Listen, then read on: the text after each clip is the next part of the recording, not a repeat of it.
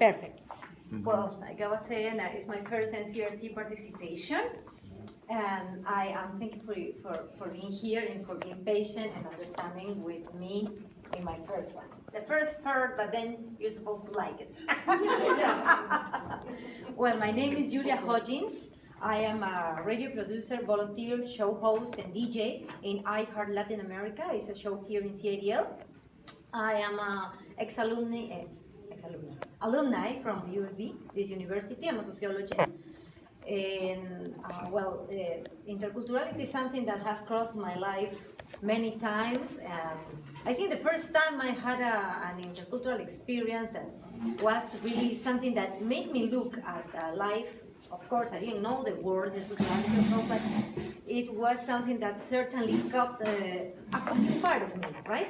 This family of Chilean, actually this father and his son, they came from Chile through the lodge. My dad know him, and we hosted them, and we took care.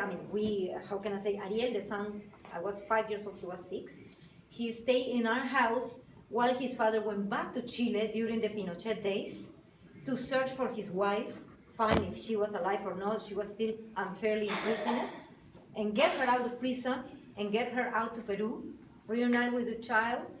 Well, now they're living in New Zealand for many years. But that was the first time something like of this nature really came up in my world, right? The difference between cultures, the accents, and all this, of course, is the starting point. The topic we're gonna exchange today is interculturality, and I really try, and I'm gonna keep trying to make it the less boring or unilateral possible, make it interactive and fun. Okay, we're gonna have seasons and music and videos, and feel free to raise your hand at any point. Okay. Formalities, more formalities. Okay.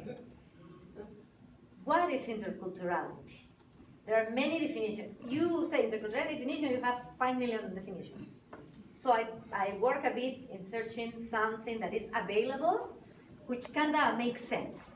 Right? It's the interaction of people from different cultural backgrounds using authentic language appropriately in a way that demonstrates knowledge and understanding of the cultures. And it's the ability to experience the culture of another person and to be open-minded, interested, and curious. Certainly a very Canadian definition, very polite and nice, open-minded, but also well-rounded. And I think, pretty much every day, in a country like Canada, and at this point in many places, even in the more remote ones, we have opportunity for this type of encounters. We had one yesterday, right? When we were recording the interview, we had one, and earlier we had another, right? And things like that. This is from Global Education. There is this application called SlideShare, so you can find it there, and you can find more definitions if you want.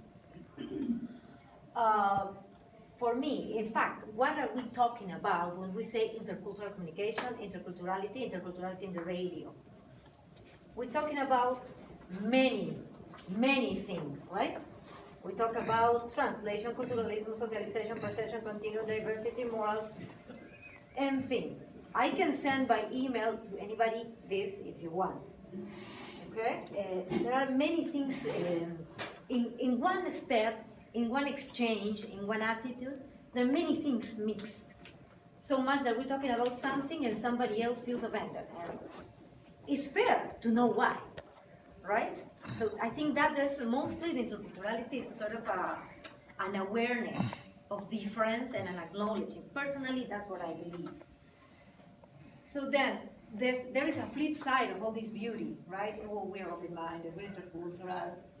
So nice. Well, this is the flip side. Why? Because interculturality tries to avoid that, tries to work this down, minimize it, because we cannot destroy it. We wish Wonder Woman would come in, but it's not going to happen. Please, you're welcome. It's not going to happen. We have to battle it every day, and sometimes in our own vocabulary, in our own attitudes, right? In the radio, we select content. And sometimes we have to separate the wheat from the wheat, and unavoidably, when you take a peek, you avoid other. So it's the awareness of that. How much Am I pushing something consistently, and why? We all are gonna pick something and leave something out. For example, in I Heart Latin America, my show, I said, I'm not gonna play Jennifer Lopez. And I don't play her. And some people criticize me, why don't you play her? First reason is mediatic. She has more coverage than all of us together and all the musicians we play together. First reason. So I don't hurt her if I don't play her. Second reason, other musicians have not only the need, in the flip side of the first argument, but also they have way more to offer in terms of originality, in terms of the content, the music they do, what they work produce in terms of emotions, in terms of mobilization of people. For example, I would prefer to play Maná from Mexico because their songs tell something to people, right? Or Santana, come on, come on. Everybody's gonna jump. Yeah, totally. Exactly. So J-Lo, I admire many things from you, but you have enough. And personally, I have a situation that I think most of her business, she's a better actor than a singer. But yeah, she's a great actress. But when she discovered that she could position her beautiful hips, she started building an empire, which I think is fine. But, well, I don't feel that represents Latin women. I'm sorry. I'm sorry. Right? And her contribution to the music, I don't think is poor. However, I don't think it's too rich either. So I have reasons. I'm alienating her, yes. I am, but I have reasons. And those reasons are related, are honoring what I think is the principle of my show. Okay, I didn't want to get into that now, but anyway. Also, I prefer to pick things that, or artists or content that goes under intersectionality. Because they're Latin, because they are, I don't know, dark, I don't know. Things like that, right? I mean, please don't take anything I said. The problem of being a sociologist that sometimes I'm very blunt. I'm sorry. If I am, let me know. I apologize. Things like that. Unavoidably, I prefer some content that it would be rich and very prolific, but still, for example, someone that I cannot interview in English, I won't interview. Because the mission of my show, we're going to discuss it later, is to portray better and more broadly the Latin American culture and its products and its content, right? So then, yeah, like I said, we're going to alienate always something, but we need to work that alienation is not just prejudicial, it has a good reasoning. Why? Not only because we have a narrative, but mostly because we're serving an audience with our episodes. And I also favor intersectionality because I think the less favored, they can make better use of me interviewing them than J-Lo. Actually, if I send an email to J-Lo, do you think someone's gonna read it? Someone's gonna answer? Very likely, no one. Okay, so just to round the ideas, do you see the connection I'm trying to make, right? I think you have your own connections to it. Okay. Oh, yeah. This is the thing. I believe that we have in our lives, we're not only body, we're body and software, hardware and software. And our software is our culture, our traditions, right? And we are actually the content. What is content? We are human pieces. We are pieces of humanity going around the world. And this is what I'm trying to privilege. And this is what I think is the intercultural exchange value. One human piece to other human piece, sharing. And we influence each other, and societies are built on that. Society is a continuum of social and personal exchanges. Right, so I believe that is interculturality, the crossing of that when there are differences. And I actually love those scenes. We are talking about ideas, behavior that are wrapped in the music, in the statements. When I interview someone, whatever they say is nurtured by all these other things that are underlaid. A person, right? You talk, but there is a profound inside, a background, even genetics, even DNA is supposed to influence our talkings. Wow. It's so powerful, this human connection and this human content, that this is what I try to portray in I Heart Latin America. This is a clip of a movie. Beach. Romance. But 15 miles from paradise is a place called the City of God. A place where one man must infiltrate a war between two crime lords to tell a story the world needs to know.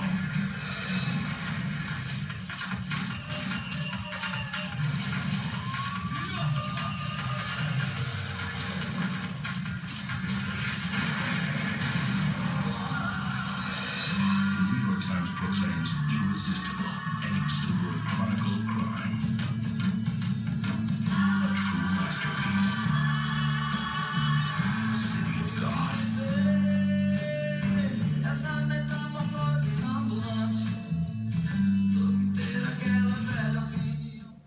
It's hard to find the soundtrack of this movie. It's called City of God. Citate de Deo. It's a Brazilian movie that certainly shook the filming industries of America for its realism. It was recorded in the favelas of, I believe, Minas Gerais. And that is we collected the music of that, the soundtrack as much as possible. We played it and we talk about the movie. Of course in English, because this content doesn't make it here, right? So, well, that is one thing that guides us. And this is the other thing, the other idea, that we read each other through our content, through the way we talk, we move, we speak, everything. That is how we get to know each other. Because we interact with all that, right? For example, I want to show you this.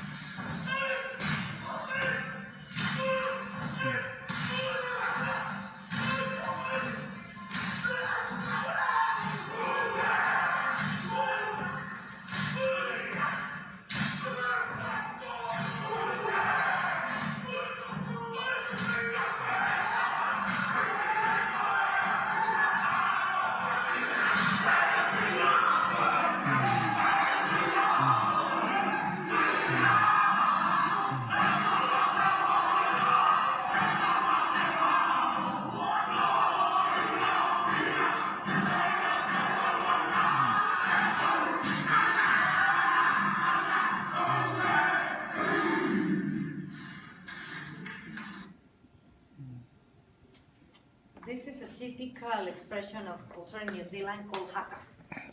It looks like a warrior, looks like gonna fight. And this is a delicious mix of Maori and white and all the degrees in the middle. And they're actually wishing good luck to the recent married couple, where he's a white Mormon and she's a Maori. Maoris are very well integrated, well, one of the most successfully integrated indigenous communities in the planet.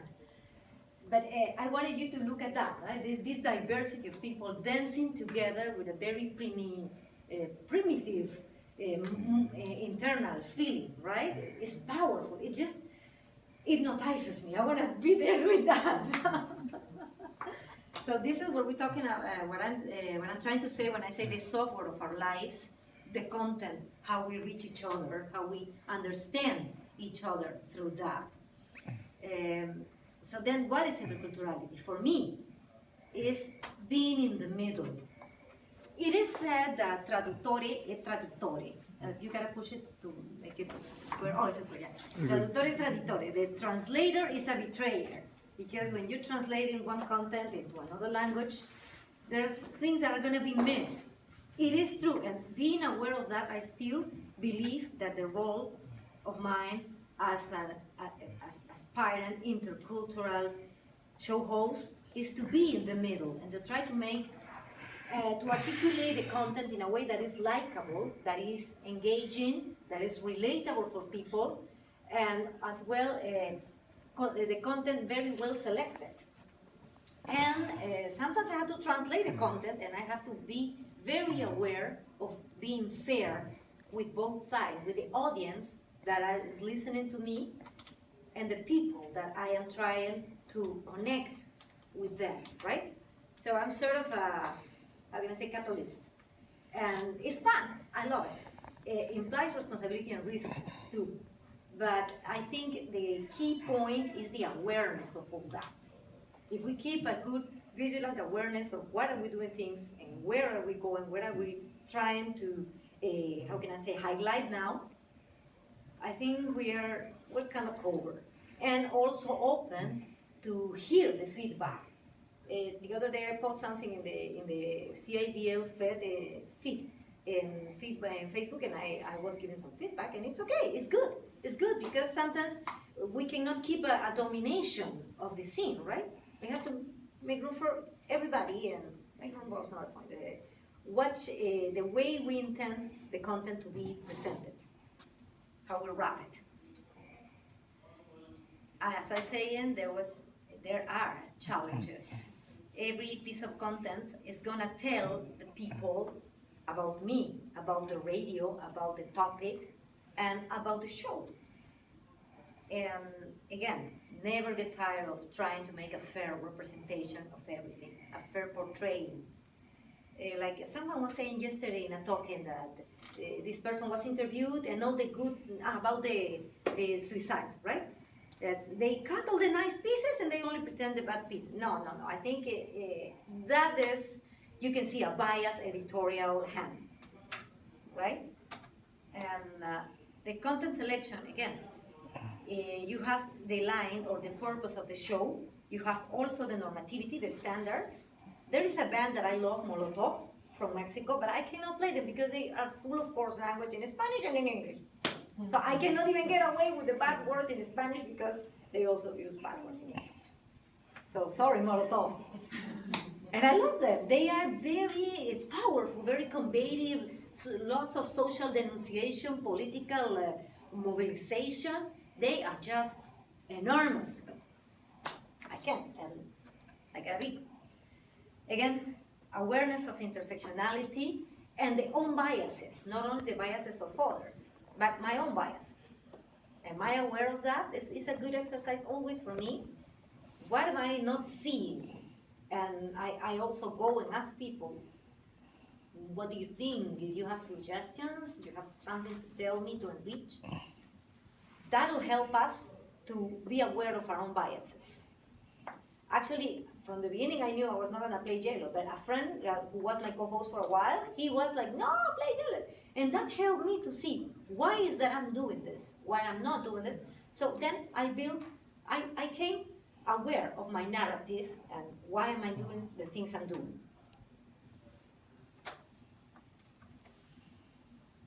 So going in a bit more of a bigger framework in the campus and community radio, what is that we work for?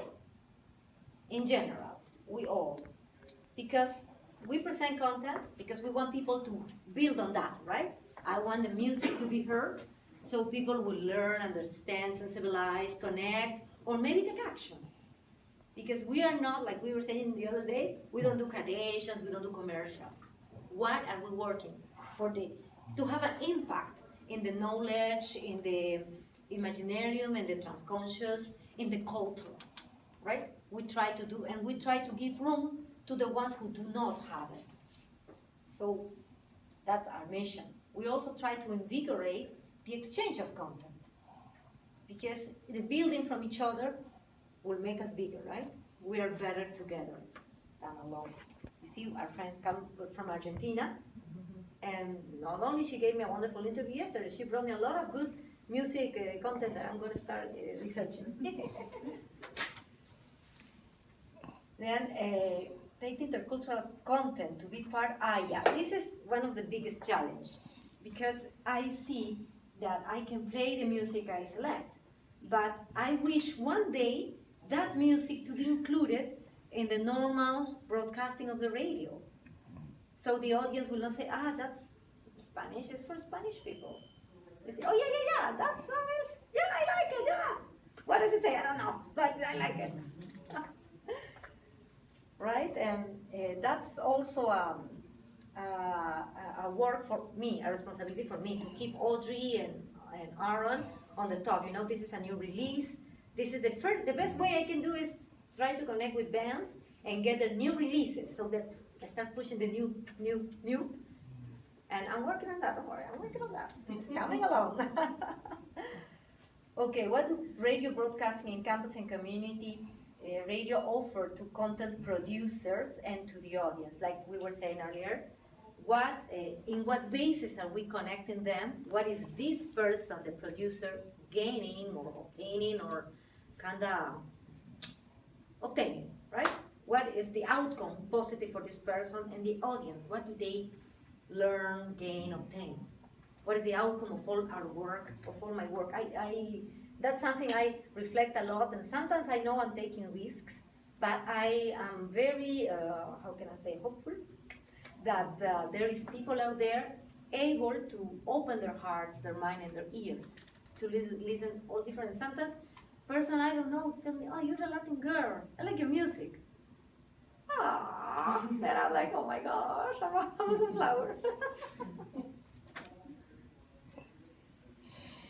This is my business card. I made it in PowerPoint and Vistaprint, $20. Yeah, it took me a bit of effort, but I like it, and I push the envelope with this. I give it to everybody, I talk about that. In my office, people, they don't listen to me yet. No worries, in a while there may be my groupies. But at least they have the card. They have the card. And I'm always also doing things, trying to promote my culture, which is the reason why. Someone asked me yesterday, many people ask me, why do you do the show in English, not in Spanish? And this was my big question in the beginning. Because when I met Aaron here in the university, I told him, you need a show that speaks about Latin America but in English. And well, he convinced me, trained me, and here I am. But some people tell me, why don't you do it in Spanish? And this is the thing, because my unsettling feeling came along seeing that there is many good products, content, that never comes to Canada. And it's not the fault of Canadians. It's not, actually, the response to the laws of the capitalism, the international corporations that discriminate from their desk what's going to be sold, what's going to go to the air, to the radio, and to the TV, right? It's not our fault, and I'm not going to point at any country. This is the world we are in. But I consider it is my responsibility as a Latin immigrant to help ease the way and be a door open for what my culture is. And my culture, why did I select then to do it not diasporic in English? Because I want Canadians to know, to have the opportunity to be exposed to content that they otherwise will never hear. And just not to be so boring, talking, we'll go into another video. We're not gonna play it all, but we're gonna play it.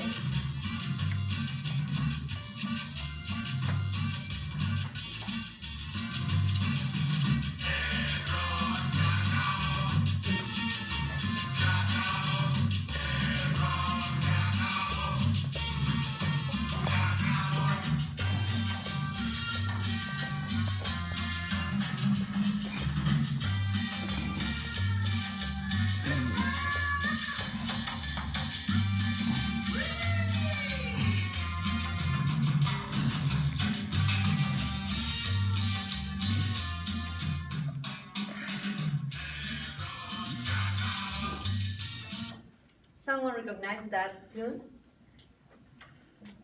Very bad, but in cumbia. Exactly, in cumbia, and the name is Yo, Ron, Man.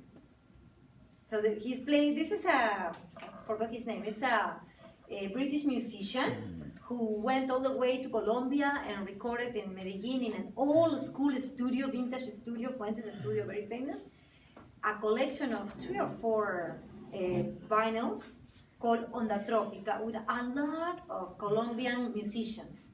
So this is one of the songs, and some are absolutely fantastic. You can Google it.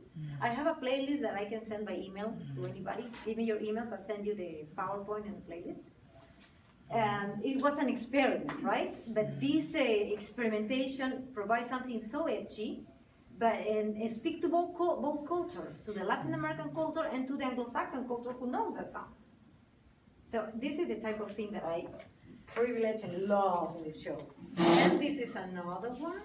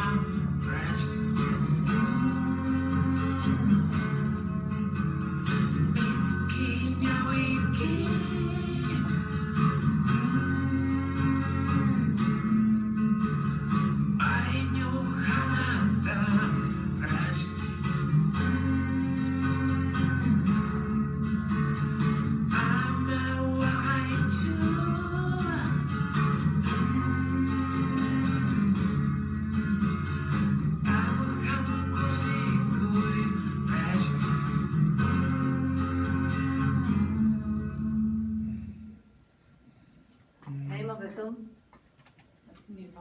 Nirvana.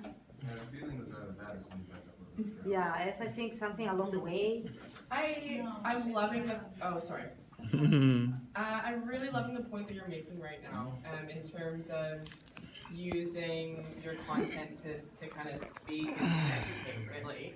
I have a number of shows that are in third languages, and that's always kind of a really interesting question for me, because in those third languages, like my Filipino show, for example, is speaking very much to the Filipino community.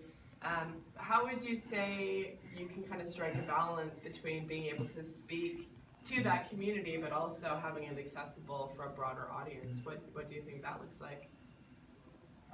Okay, yeah, very good question. Thank you. For example, here in the Fraser Valley, in the Lower Mainland, we have a lot of Latinos immigrants like me. So although I don't play some of the mainstream radio Latino, I interview them. Why? Because I think being an immigrant is a little bit tough, right? Has its challenges, and some of them are doing things that are super interesting. I interview a lady who works for the agricultural companies, but she also does Mexican custom by hand, old embroidery. She paints, she takes photography, she cooks Mexican food in events, and everything she does it good. So for me, she is a paradigmatic person. Then another friend who studied here in UFB, he's a very successful entrepreneur. He has a company of digital marketing, has a lot of Canadian friends. He lives and speaks everything in English. Actually, he speaks Spanish when he meets with me. And I interview him too. Then I try to close that gap by bringing the community of Latin immigrants into my radio too, so they can feel they are part. So it's not just me, right?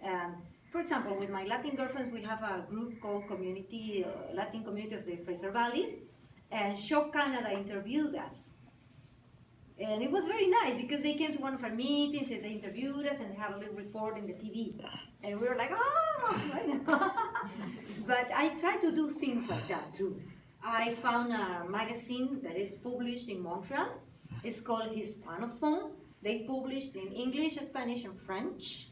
And it's an online magazine. And they have they were formed, founded, began, and sustained by a group of 5 academics two are Peruvian, two are Colombian, one is Venezuelan, right? So I interviewed them, and I'm promoting their magazine and telling everybody, hey, go publish. Go publish. They will pass through the filter of the editorial committee, which is fair, right? But I'm thinking of whenever I have time, write an article and send it. So it's about not only presenting the touristic or the souvenir to the Anglo-Saxon, but also bringing the Latin community on the spot. One of my late interviews was the lady who is the head of the Latin Cougar organization, Paola. You guys might have heard of her. Paola Viviana Murillo. She's Colombian. She's the head of Latin Cougar, the Latin community in Vancouver. And they organize a 2-day carnival called Festival del Sol. It's a Latin feria, fantastic music, dance, children, child minding, shop, you can vendors. It's amazing. So I interview her, for example, and things like that. One thing leads you to the other. Right. And again, all of these interviews are happening in English? Yes. Cool. Yes, in English. And like I was saying in the beginning, I'm sorry I cannot interview someone that doesn't speak English. Because if I'm working from Interculturality, being in both sides, recently, we're gonna get into that. I interview a lady over the email, but we're gonna get into that in a minute. I just want you to see this.